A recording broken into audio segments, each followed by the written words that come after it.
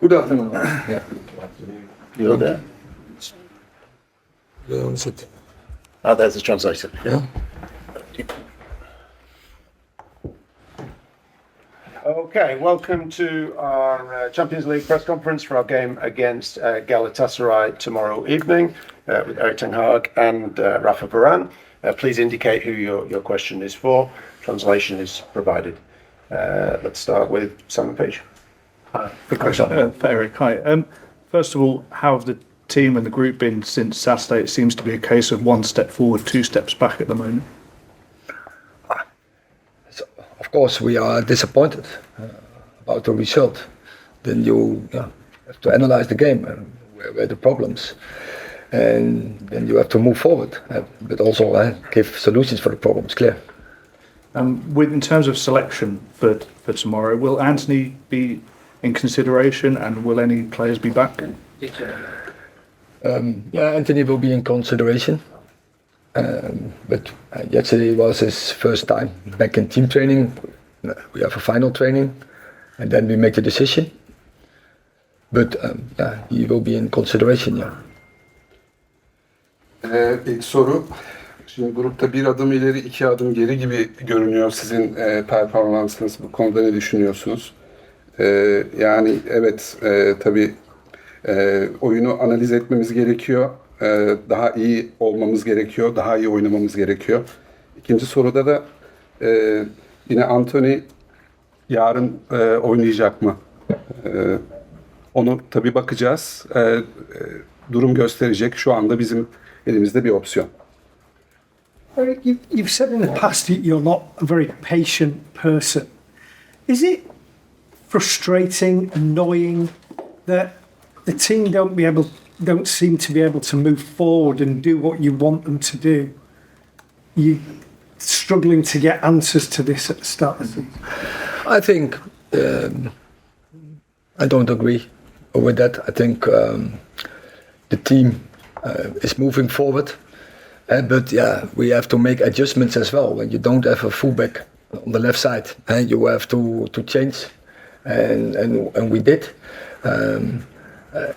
There were shortages in our game, definitely, but I think also there were very positive points in. But by the end of the day, it's only about result, and we didn't get the result what we are looking for. We didn't get the result. What's the demand? And of course, that is very disappointing. Sabırlı bir menajersiniz, sabırlı bir teknik adamsınız ama takımdan sanki istediğiniz cevabı istediğiniz şekilde alamıyormuşsunuz gibi gözüküyor. Bu konuda ne düşünüyorsunuz? Ben katılmıyorum bu söylediğinize. Açıkçası eksiklerimiz var. Yani örneğin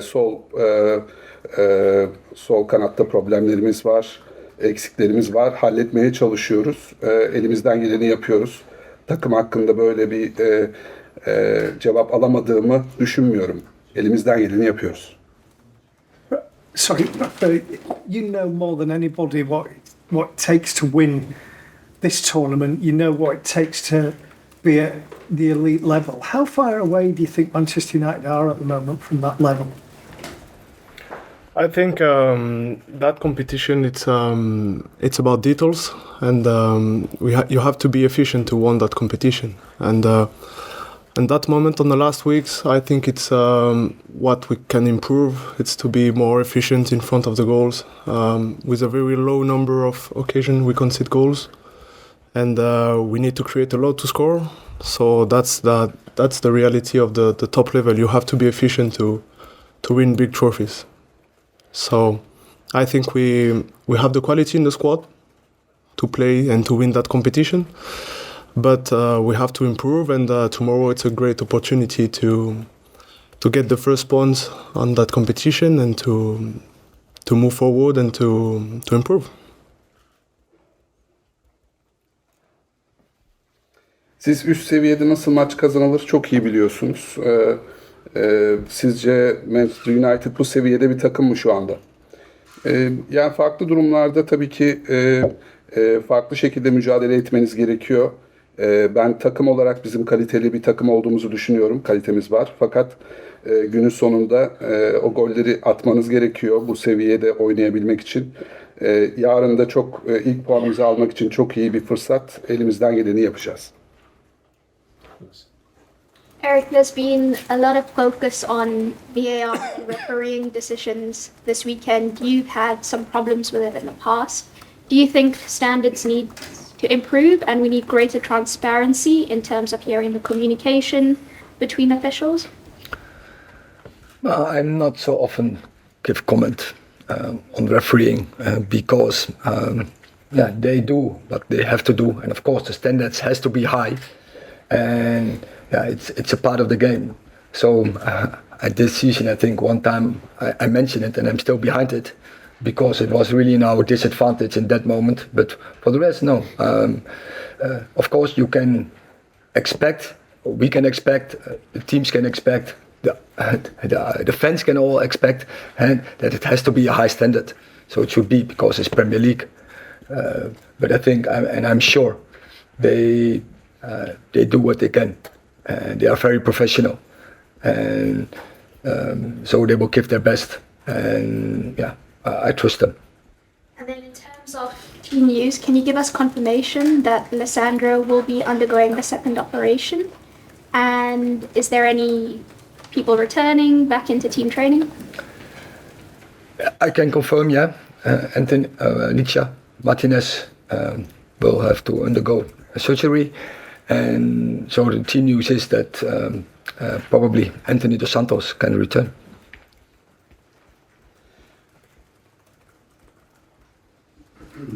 İki tane soru oldu. Birincisi bu son zamanlarda olan VAR kararları, hakemlerin şu andaki durumu hakkında ne düşünüyorsunuz? Tabii ki bu standartlar arttırılmalı mı? Aralarındaki iletişim nasıl olmalı sizce diye bir soru vardı. Ben bu konularda hakemler hakkında pek yorum yapmamaya çalışıyorum. Evet, bir keresinde yapmıştım o yorumun, hala da arkasındayım. Biz Premier Lig'den bahsediyoruz. Burada kalite çok yüksek. Onlardan beklenen de bu. Ben onların ellerinden geleni yaptığını düşünüyorum ve kendilerine güveniyorum. Martinez'in durumuyla alakalı bir soru geldi. Evet, Antony dos Santos şu anda bizimle olacak. Martinez'in de bir ameliyat olma durumu var. Raphael, you've won the Champions League 4 times. Do you think this Manchester United squad is good enough to win the Champions League? Yes, I think so. I think the qualities in the squad. As I said, that competition is difficult. You have to take care about every details.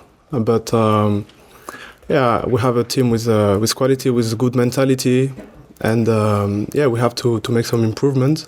It's not the start of the season we expected, but I still believe we have the quality enough to compete with the best team in the world. Şampiyonlar Ligi'ni kazanabilecek kalitede bir takım olduğunuzu düşünüyor musunuz? Evet, yani kötü bir başlangıç yaptık. Fakat gelişim gösterdiğimizi ve daha da gelişim gösterebileceğimizi düşünüyorum. Biz elimizden geleni en iyisini yapmaya çalışıyoruz ki bu arenada biz de mücadele edip bunu kazanabilecek güçte olduğumuzu düşünüyoruz. Question at the back. Erik, what message do you think allowing Antony to continue training sends to victims of domestic violence, and does that concern you? Once again, I didn't hear you, sorry. What message do you think allowing Antony to continue training and potentially playing sends to other victims of domestic violence, and does that worry you? So he cooperated fully, and it came out he is not charged. So. Şimdi Antony'nin antrenmanlara katılmasına izin verdiniz. Belki oynamasına da izin vereceksiniz. Bu ev içi şiddet mağdurlarına nasıl bir mesaj gönderiyor sizce? Bu sizi düşündürmüyor mu? Antony şu anda elinden geldiğince bilgi vermeye çalışıyor. Kendisine sorulan soruları cevaplıyor ve şu anda herhangi bir şekilde mahkemeye sevk edilmiş değil. You've obviously had a fantastic career yourself, and you're an experienced player now. We've had some young players coming into the team, the likes of Hannibal, the likes of Garnacho, and obviously Højlund's very young. How do you think the youngsters have done this season, and how important is your role as like a senior father figure now to these players to help them? Yeah, I think they are doing well. They bring energy in the team. They are still learning, that's normal. And the players with more experience, it's important to show by example, to lead by example, and to communicate with them about everything, about how to be professional, how to play, to support the pressure, to be calm and determined during the games. So we have a lot to do, and as a leader we have to show them and to talk with them. So that's what we try to do, and hopefully they can bring talent and passion on the pitch. So that will be very helpful for this season, and there is a lot of talents, young talents on that club. So hopefully they can improve the squad. And Erik, to the more senior players now, how difficult is it to get senior players out of maybe a bad run? So if it's younger players, maybe you can take them out of the team. When it's more senior players who are maybe the form is off, is it better to make them play through it, or is it better to take them out of the firing line? How do you balance that? You have to deal with it, and experienced players, they know how to deal with it. It is not the first time that we are in such situation, that the players who you now mention are in this situation, because that is a career. It's not only highlights, and it's say the journey, and the journey will go with humps, with bumps, gaps will be in between, and now it's about the character. The character as an individual, character as a team, what you have to show, how to get out. And as you see, there are many positives in the game, but also some lacks, and we have to work on the lacks. And so keep the positives, but work on the lacks, the deficits we have in our game. Yine iki soru geldi. İlki şöyleydi. Şimdi takımda Hannibal, Garnacho, Højlund gibi çok genç oyuncular var. Sizin de müthiş bir kariyeriniz oldu. Bu kariyerin içinde çok tecrübeli bir oyuncusunuz. Bir tecrübeli oyuncu olarak, bir baba figürü olarak onların önünde görünüyorsunuz. Onlara nasıl yardımcı olabiliyorsunuz bu konularda? Ne yapıyorsunuz? Tabii onlar sürekli öğreniyorlar, sürekli kendilerini geliştiriyorlar, takıma enerji getiriyorlar açıkçası. Onlarla iletişim halinde olmamız gerekiyor biz daha tecrübeli oyuncular olarak. Nasıl sahada nasıl daha sakin kalabilirler, nasıl daha oyunlarını nasıl geliştirebilirler, bunları konuşuyoruz, bunları sürekli onlarla iletişim halindeyiz. Onlara bunu gösteriyoruz sürekli. Tabii ki onların da sahaya, oyunumuza, takımımıza tutku ve beceri kattıklarını söyleyebilirim. Bir de ikinci soru olarak, şimdi genç oyuncular tam böyle form tutmadıklarında ya da ilk kariyerlerinin başında böyle aksadıklarında onlarla eminim farklı bir şekilde ilgileniyorsunuz, ama daha tecrübeli oyuncular bu duruma düştüğü zaman, form kaybı olduğu zaman siz bunlarla nasıl ilgileniyorsunuz, nasıl hallediyorsunuz? Tabii yani tecrübeli oyuncular, adı üstünde tecrübeliler, büyük kariyerli oyuncular var. Bu onların bir yolculuğu tabii bu kariyerlerinde. Bu yolculukta engeller, engebeler, aksaklıklar olacaktır. Biz elimizden geldiğince onlara da yardımcı olmaya çalışıyoruz. Tabii hani fiziksel anlamda onların fit olmalarını da elimizden geldiği kadar sağlamaya çalışıyoruz. Last two, Nicky. Does this game become more important for the result rather than the performance, or would you like to see both? As I said previously, top football is always about result. But if the execution is not right, if the process is not right, you don't go to win. So yeah, both.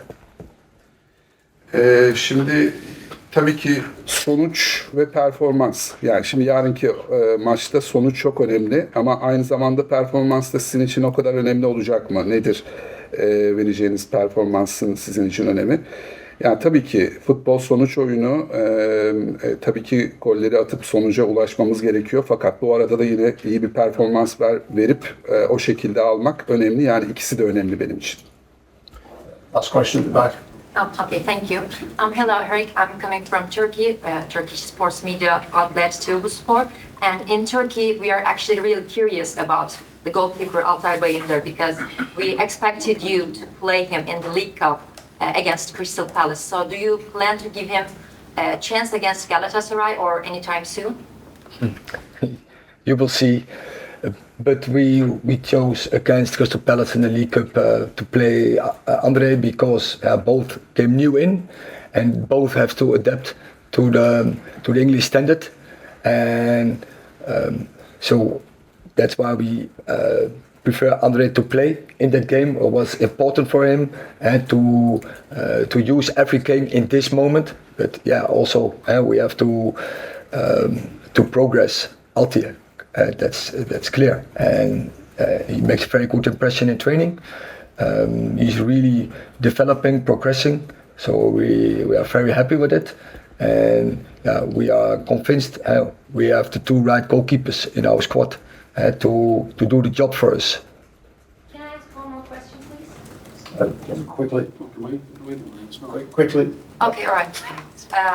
So Galatasaray have two really dangerous players, Icardi and Zaha, which he knows really well, Manchester United. Do you have any defensive strategies against them, against these two? Absolutely, we know that, but it's not only Zaha and Icardi, because also Dries Mertens, if Hakim Ziyech is available, if Tete, so they have huge good players more. Angelino, who can be very offensive and creating game by. So they have a lot more, and it's about team. And yeah, we have to defend that as a team, and we will be aware we have to play our best to get the right result. Yine iki soru geldi. Birincisi ben Türkiye'den buraya geldik bugün. Şimdi herkesin merak ettiği Türkiye'de yine Altay Bayındır'ın durumu. Kupa maçında onu bekliyorduk oynamasını fakat oynamadı. Bunun bir sebebi var mı? Ne zaman oynayacak? Ne zaman bekleyebiliriz onu? Ben Altay'la Onana arasında çok iyi iki kalecimizin olduğunu düşünüyorum. Altay'ın gelişmesini takip ediyoruz. Antrenmanlarda çok iyi bir gelişme gösteriyor, performans gösteriyor. İyi bir kaleci olduğunu orada ispat etti kendisini. İkisi de çok önemli dediğim gibi bizim için. Zamanı geldiğinde Altay'a da gerektiği zamanı vereceğiz. Fakat ikisi de çok yeni kaleciler. O yüzden Onana'nın alabildiği kadar zaman alabilmesi gerekiyordu. O yüzden onu oynattık. Şimdilik öyle gelişiyor. Altay'ın da oynayacağı maçlar olacaktır. İkinci soru, Icardi ve Zaha gibi çok tehlikeli oyuncuları var Galatasaray'ın. Siz bu konuda ne düşünüyorsunuz? Planlarınız var mı? Nasıl bir mücadele bekliyorsunuz yarın? Tabii onları biliyorum. Icardi, Zaha çok tecrübeli, kariyerli oyuncular. Ama bir tek onlar değil. Hakim Ziyech var, Tete var, Angelino var ki Angelino çok ofansif oynayabilen bir oyuncu. Yine takım olarak bizim mücadele edip takım olarak defans yapıp takım olarak hücuma çıkmamız gerekiyor. Bunu yapabileceğimizi düşünüyorum. Erik, Marcus Rashford is not playing with the same confidence and effectiveness as last season when he got 30 goals. Why do you think he's struggling? And what can you and your coaching staff do to get Marcus back to his best and scoring regularly again? The facts are that he is not scoring at this moment, but also he had the opportunities. If I think, for instance, the game against Brighton, he had 5-6. He was in 5-6 occasions. He was in a very good spot, and if he works hard and if he invests, so every day and go in every game with the right focus, and if the team also around him, supply him, and help him, support him with movement, then it will come. And then Marcus Rashford is a player who is capable, who is always had to score goal in every game. And when he's coming in the right spots, he will score. Rashford geçen yıl 30 golü var, 30'un üzerinde golü var. Şu anda formsuz bir süreçten geçiyor. Yani siz teknik ekip olarak ona nasıl yardımcı olabilirsiniz sizce? Yani Brighton maçına bakacak olursanız 5-6 tane çok iyi pozisyona girdi Rashford gerçekten. Takım olarak onu daha iyi desteklememiz gerekiyor. Onun çevresinde dönen oyunların iyi organize edilmesi gerekiyor. Takım olarak ona destek olduğumuzda onun da gollerini tekrardan atmaya başlayacağını biliyorum. Pozisyon bulduğunda gol atan bir oyuncu o. Very much. Thank you.